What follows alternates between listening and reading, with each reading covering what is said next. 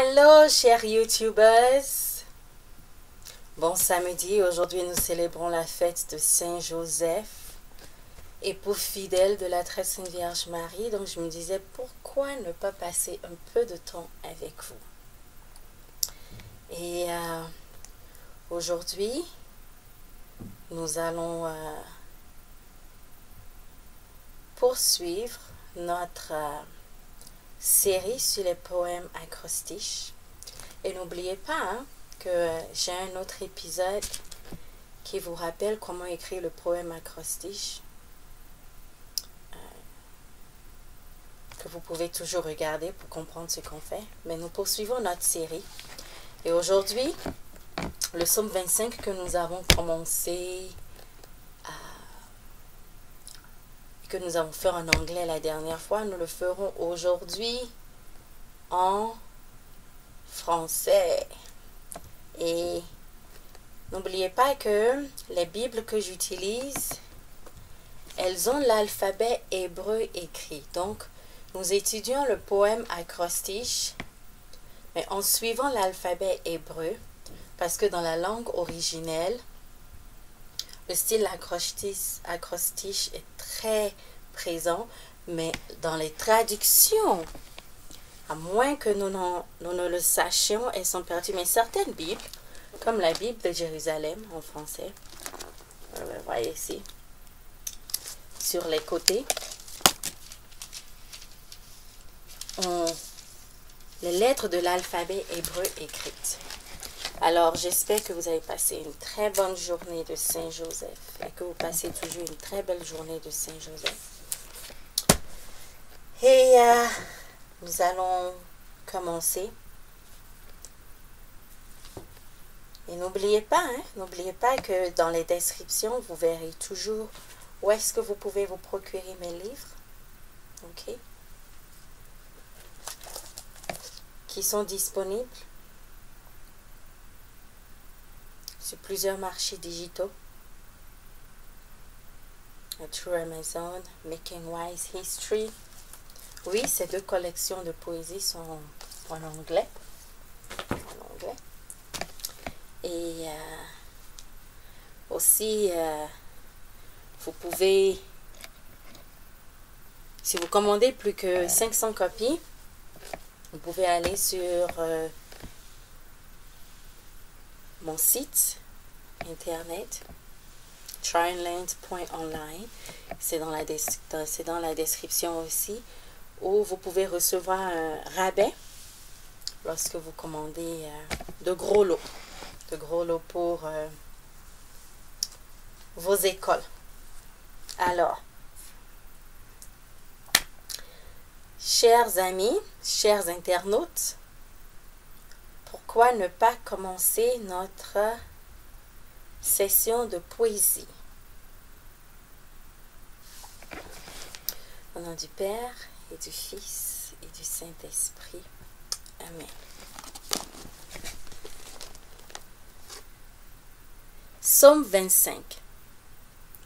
Poème acrostiche. Dénommé La prière dans le péril du roi David. Aleph. Vers toi, Hachem, j'élève mon âme. Ô mon Dieu. Beth. En toi, je me confie que je n'ai point honte, que mes ennemis ne se rient de moi. Gimel. Pour qui espère en toi, point de honte, mais honte à qui trahit sans raison. Dalet. Fais-moi connaître, Hachem, tes voies. Enseigne-moi tes sentiers. Hé, dirige-moi dans ta vérité. Enseigne-moi, c'est toi le Dieu de mon salut. En toi tourne le jour, j'espère.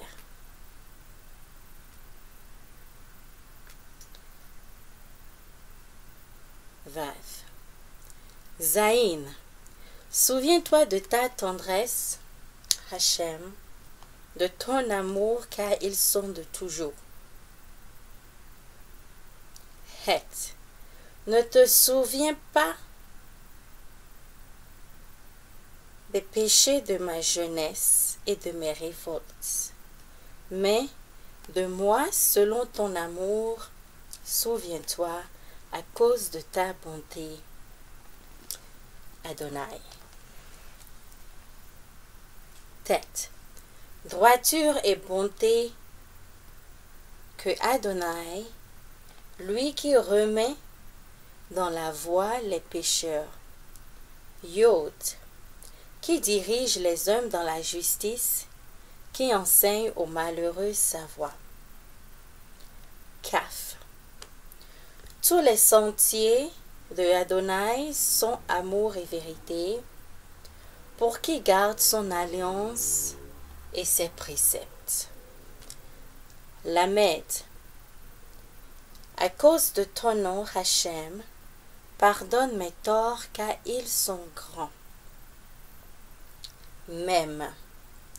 Est-il un homme qui craigne Hachem? Il le remet dans la voie qu'il faut prendre. Son nom, son âme habitera le bonheur, sa lignée possédera la terre. Samek. Le secret de Hachem est pour ceux qui le craignent. Son alliance pour qu'il ait la connaissance. Aïn.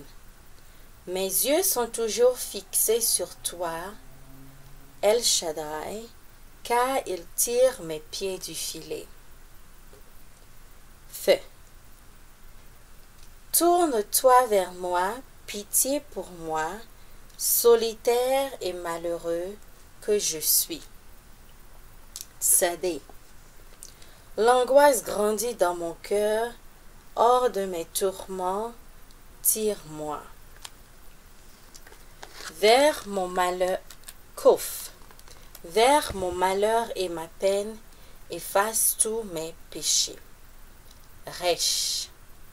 Vois mes ennemis qui foisonnent, de quelle haine violente ils me haïssent.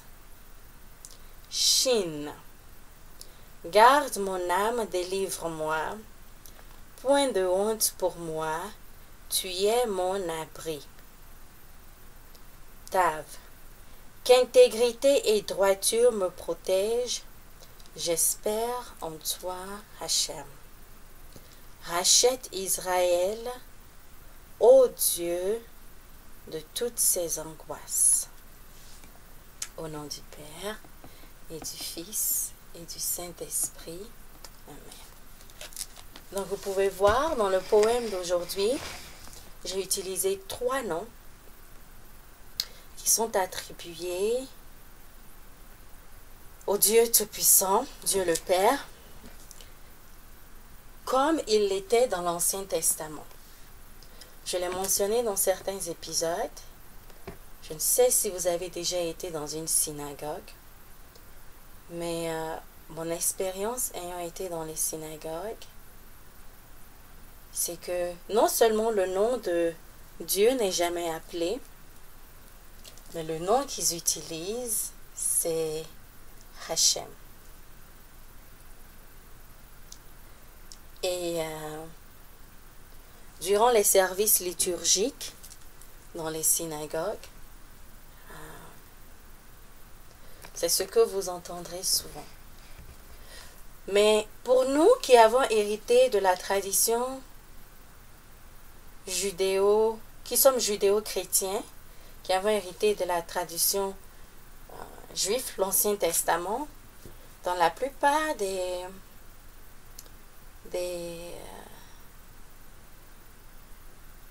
communautés chrétiennes, lorsque je faisais ma maîtrise par exemple, ce que notre professeur en hébreu nous recommandait, c'était souvent de dire Adonai. Mais dans les communautés catholiques, on dit simplement Seigneur.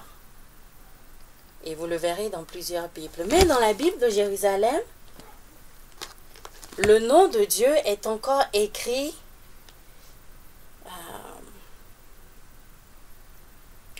comme il l'a mentionné lorsqu'il est apparu à Moïse. Donc, si vous prenez cette Bible, vous verrez que du début jusqu'à la fin, le nom de Dieu est mentionné Y-A-H-V-E accent grave. Mais partout, je le voyais. Aujourd'hui, j'ai utilisé l'option d'Adonai ou l'option de Hachem, ou j'ai aussi utilisé l'option de El Shaddai. El Shaddai, c'est une des autres manières qui est utilisée et mentionnée dans l'Ancien Testament pour référer à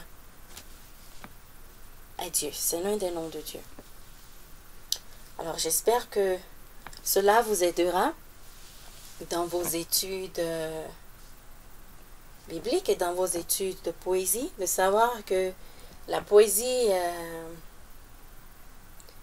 de manière spirituelle n'est pas quelque chose de nouveau. Elle existait déjà dans l'Ancien Testament et nous avons la poésie biblique. Et la poésie inspirée par la foi, ce n'est pas quelque chose de nouveau. Alors, en écrivant vos poèmes acrostiches, si l'Esprit Saint vous inspire de l'écrire basé sur votre foi, n'ayez pas peur. Je vous remercie pour cet épisode et encore je vous souhaite une très belle fête de Saint-Joseph à tous et à chacun. Saint-Joseph le Juif, Saint-Joseph l'époux fidèle de la très sainte Vierge, Saint-Joseph l'humble. Et que le Seigneur vous bénisse et qu'il nous bénisse tous.